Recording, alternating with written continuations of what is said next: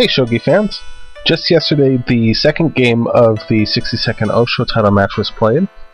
As we saw last time, Watanabe won the first game, so let's take a look at the second game.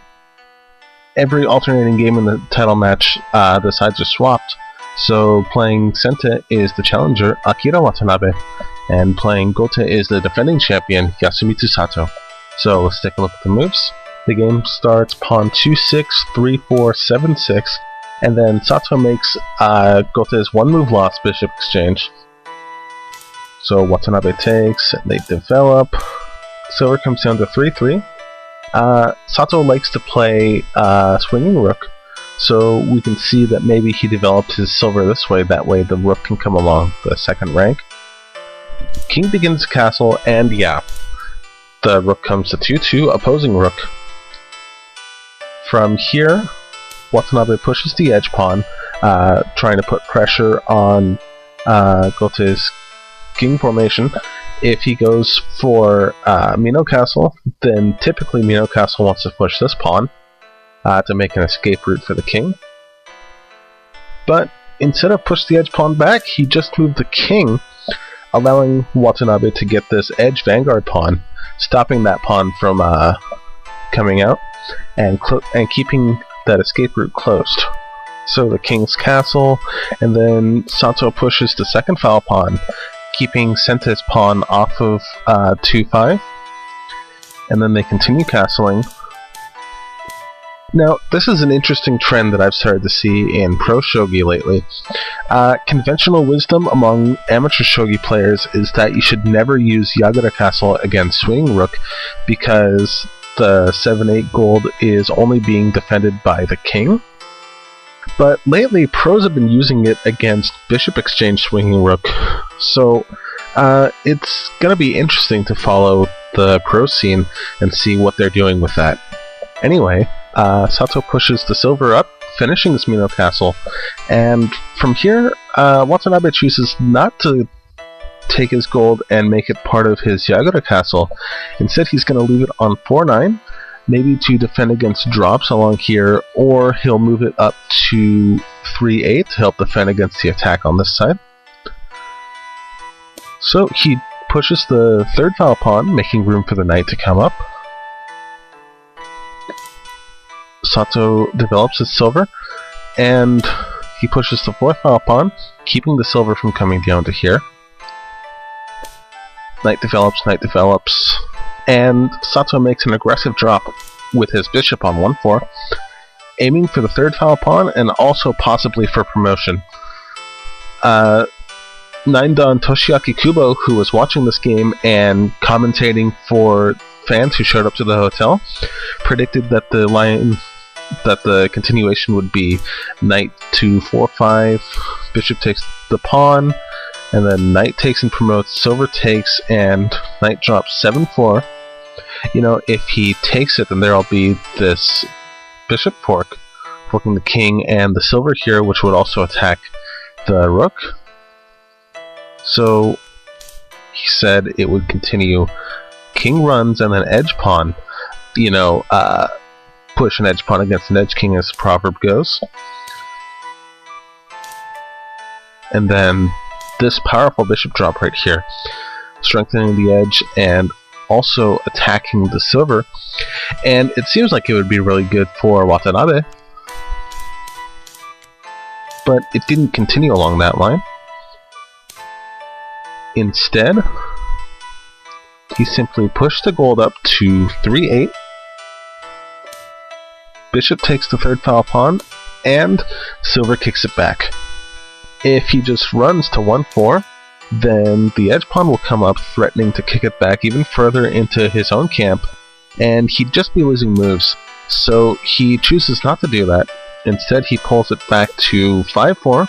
Watanabe chases it with a silver, and he puts it back on 3-6. Maybe he decided that the position isn't so good for him, so he's asking Watanabe for a sennichite, which is a repetition draw. But, you know, if you're in a good position and your opponent asks for sennichite, you don't do it. So he pushes the gold up to 4-7, kicking it back, but instead of running, he supports it with a pawn. If Watanabe were to take it, then he'd take the gold, threatening to make this powerful token here, and he'd win material. It's a two-piece exchange, right? So Watanabe doesn't take the bishop.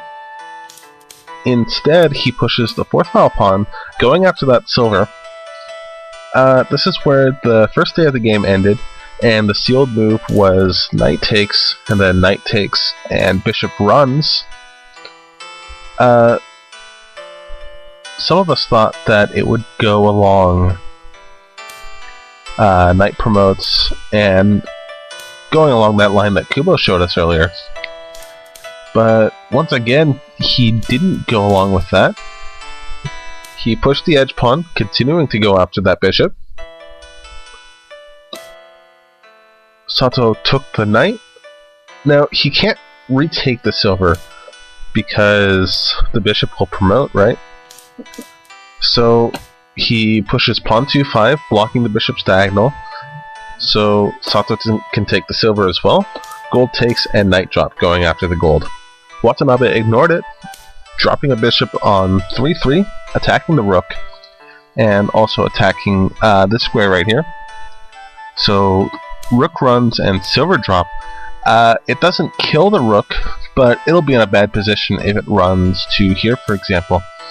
So he just takes it, losing material, but now he has material to attack with that isn't confined in his own camp. And then he pushes the pawn on 3-6, threatening to make a token, and he has 2 threats going on here, so I actually thought he was doing better than Watanabe here. But Watanabe makes a great move, rook drop 3-1, stopping that token from happening. And he goes ahead and promotes it anyway. Rook takes and promotes, and pawn drop, kicking the dragon back and keeping it out of his camp. And then silver drop, kicking the rook away. And now Satou doesn't have to worry about the dragon taking the pawn on 3-6, so he can go ahead and take the gold. Pawn takes and pawn push on the 6th file. He's worried about this kind of knight drop later. You know, the proverb, your vital spot is your opponent's vital spot. So now he takes the lance, takes the pawn, stopping this kind of pawn promotion from happening later, and maybe also making room for his own pawn promotion here and trying to free the bishop, maybe? In order to stop the bishop from promoting along this file, or this diagonal, Watanabe pushes the pawn, kicking it back, and then he keeps chasing it, horse to 3-3. And he takes the pawn, and he's getting pretty good tempo here. He chases the bishop with dragon to 5-9, bishop has to run, and knight drop to 5-6, threatening to take this pawn, which would fork the 2 generals, of course. Satou has to drop a silver to 6-3, making a really powerful diamond Mino castle, and also defending this pawn. So, pawn comes up to attack the bishop, bishop runs, and he continues attacking along that file. Silver promotes, threatening to take this knight. So, knight takes the pawn, stopping the silver from coming closer to his own king. Silver takes, pawn takes. Satou's starting to feel a bit uncomfortable here. If he just keeps defending, he's going to eventually lose without ever having a chance to attack. So he promotes the pawn, but Watanabe doesn't let him take any advantage from that. He sacrifices the dragon, making a very powerful and fast attack. Pawn takes and silver drop on 6-3. Still, if he just keeps defending, he's going to lose. So he goes after the rook. Watanabe can't ignore it because 2 rooks against Yagura Castle would be too strong. So he takes the token, and then rook drop 3-9, going after the horse, and also threatening to promote on 1-9, which would also be attacking the rook. So here, Watanabe just ignores it, takes the gold on 5-2, declining promotion. And if he just ignores it, say if he promotes on 1-9 or if he takes the horse, then Watanabe can keep doing damage with the same silver, and it's just not comfortable for him. So instead, he takes it with the gold, and Watanabe continues his fast attack, pawn drop 5-3, and seeing this position, Satou resigned. If he ignores it and, say, promotes the rook, then pawn takes 5-2 as a threat mate. With this bishop drop, king takes, gold drop, king has to run. And then pawn promotion sack here. King has to take, gold drop, king runs. Don't forget this horse is diagonal here. So silver drop, king runs here, and pawn push is mate.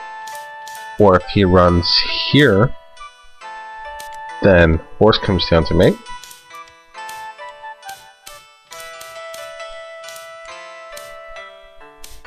And if he just takes the pawn, then the horse will come up to 4-2, indirectly defending the pawn on 6-4. So he has to defend with a gold. Horse takes to gold, gold takes, and another threat mate on 6-2 with the gold. And it's not a definitive win in the next few moves. However, Satou lost his will to fight and deemed it as a hopeless position, so he resigned here. He decided that his bishop drop on 1-4 was too aggressive, and he should have played more conservatively in the post-game discussion. So that brings the score up to 2 wins for Watanabe and 0 wins for Satou. Oushou is a best-of-7 game title match, so it'll be the player who is the first to reach 4 wins that takes the title. Game 3 will be played on February 13th and 14th, so we hope to see you on 81 Dojo when those games are played live. That way you can chat with us. If you have any comments or questions about the game, or if you have any requests for a video you want us to do, make sure you leave that down in the comment field below. And if you like this video, make sure you click that like button. And if you want to see more, make sure you also subscribe to Shogi Corner for all the up-to-date Shogi videos. Thanks, we'll see you next time.